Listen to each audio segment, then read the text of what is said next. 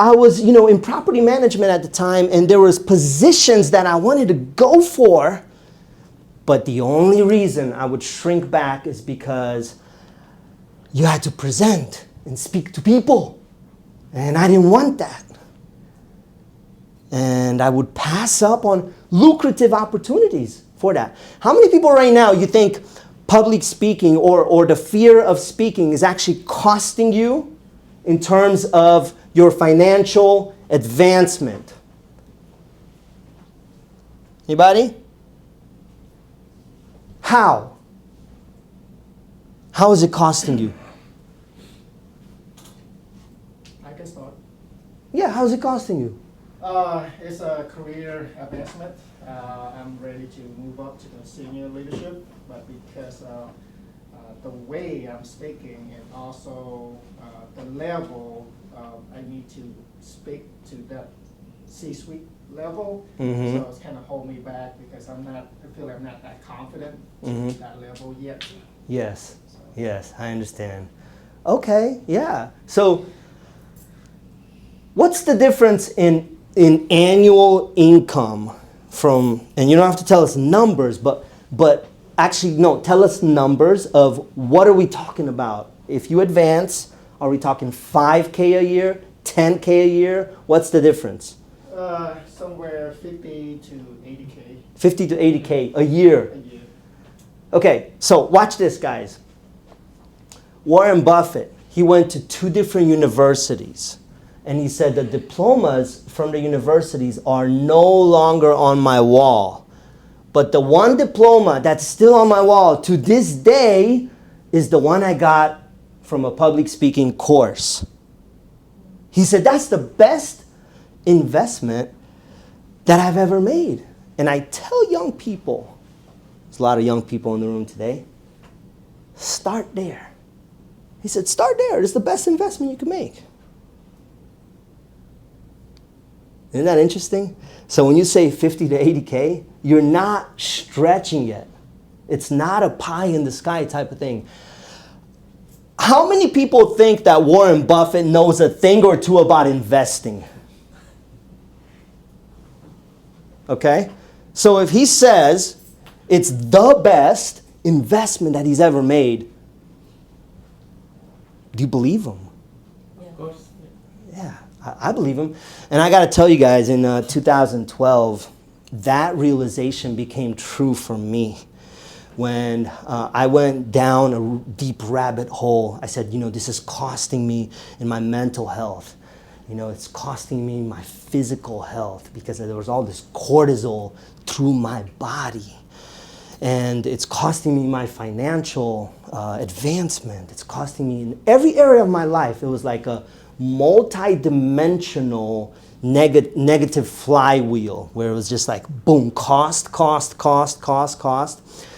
And I said, I can't live like this any longer. I'm a prisoner of my own mind. When I'm in a group of people and I want to share a story or I want to talk to, I have things on my mind. It wasn't like I was brainless, right?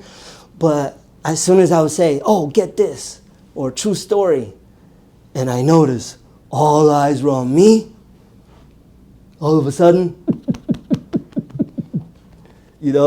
I would get alligator hands, alligator arms, everything becomes real short and close to your body. I would get real stifled. Who's ever felt that before, by the way? That's the epinephrine. That's the adrenaline dump.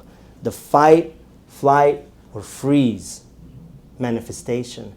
And so, for me, in 2012, I said, I have to fix this. How many people you feel like you reach rock bottom and you're like, you know what?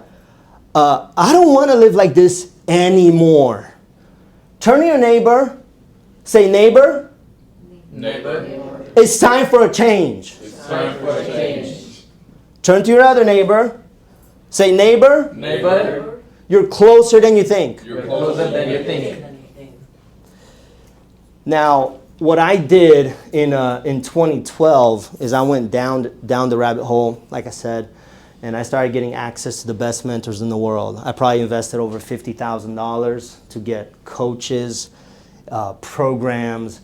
because I said, I can't live like this anymore. I believed Warren Buffett when he said that's the best investment. I said, you know what? But unfortunately, nothing helped me to cross the chasm. Like I couldn't cross the other side. So I tried books, DVDs, programs. Like I said, public speaking classes. Some of them were very well renowned and expensive. But then I said, okay, I gotta get access to the best coaches in the world. And I spent and I invested, guys, right? And so I got mentors. Now, how many people think that mentorship is important? Okay, so Rashad, describe mentorship. Mentorship, in my definition, meaning in a sense of someone with experience, someone that has been from the bottom and worked their way up, and they're basically laying out the concept and the details and basically teaching it to someone else. That's right. That's right.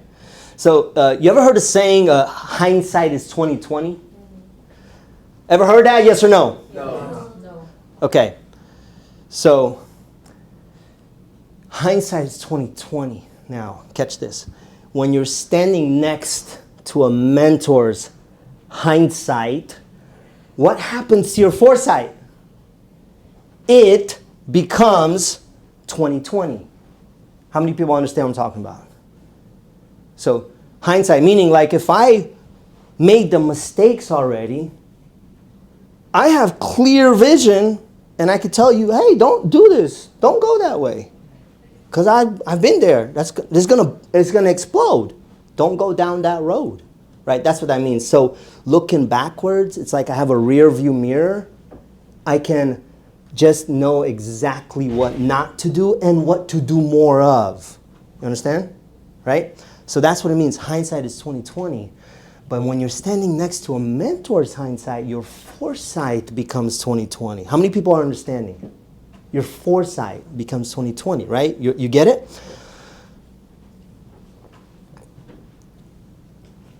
I think mentorship is the highest form of knowledge. Like it's the highest form of, where there's some things you can't learn just by reading books or videos, right? Boxing, can you learn that through YouTube? No. Brain surgery, can you learn that through books? No. Flying a plane, can you learn that through a Facebook forum? No. How about if you pay for the forum? No. How about an online course on flying a plane and you watch like 30 videos? You think you can learn it through there? No. Okay, so there's some things we can't learn through like a 2D format. It has to be 3D. So, long story short, in 2012, I was able to make these changes in my life. And I was able to actually, after a lot of mentorship, right? What I did is I transformed myself from an introvert to an extrovert in 2012. And once I did that, I said, I have a business here. And that's how I started Atlanta Public Speaking. And this is 12 years ago. This is what I do full time. I'm very, very passionate about it. Most people call me the public speaking doctor here in Atlanta. I'm also known as they dub me, I don't believe this, but they say he's like, this is the king of free traffic. Like he's really good at getting free traffic. For a business, do you think you have to have traffic and leads in order to make a well-functioning business? How important is lead generation in business? What do you guys think? So everybody say, in business, sales cures all problems. Now, can you have sales without leads? No. No, you cannot. Right? So there's two things I'm really good at, and that's teaching you how to go from stage fright to spotlight in record time, and helping business owners get leads for free, like free traffic. Other than that, guys, that's about it. Like I can't teach you to sing, I can't teach you to skydive, I can't teach you anything else, but those two things I'm pretty good at.